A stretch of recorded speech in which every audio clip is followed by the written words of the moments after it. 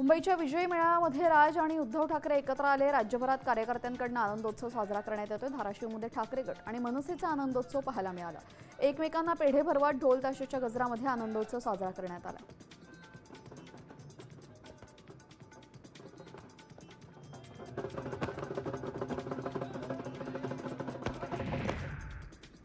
संभाजीनगरात शेतातल्या पाण्याच्या हौदात पडल्यामुळे 4.5 वर्षाच्या चिमुरड्याचा मृत्यू झालाय।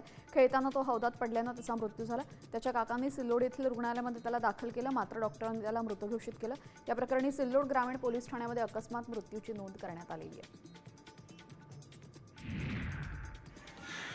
धाराशिवच्या उमरगामध्ये येणेगूरमध्ये कॅप्टन जोशी विद्यालयातील 29 विद्यार्थ्यांना मळमळ, डोकेदुखी, पोटदुखीचा त्रास सुरू होता। दरम्यान पोषण आहार दूषित पाण्यामुळे झाल्याचा यावेळेस विषबाधा त्यांना झाल्याची शक्यता वर्तवण्यात आली आहे। अहवाल येईपर्यंत पोषण आहार बंद ठेवण्याचे आदेश डॉक्टरांनी दिलेले आहेत।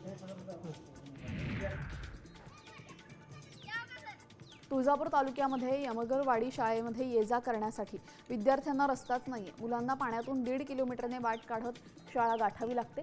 रस्त्याची लवकरात लवकर दुरुस्ती करावी अशी मागणी विद्यार्थी आणि पालक करतायत।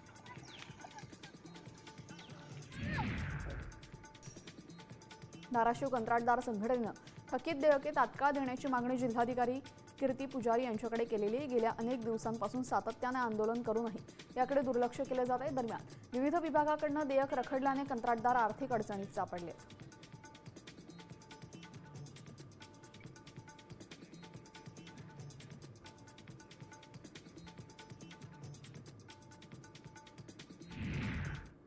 आता isakal.com आहे देशातील नंबर 1 ची मराठी न्यूज वेबसाईट। प्रत्येक अपडेटसाठी isakal.com ला नक्की भेट द्या।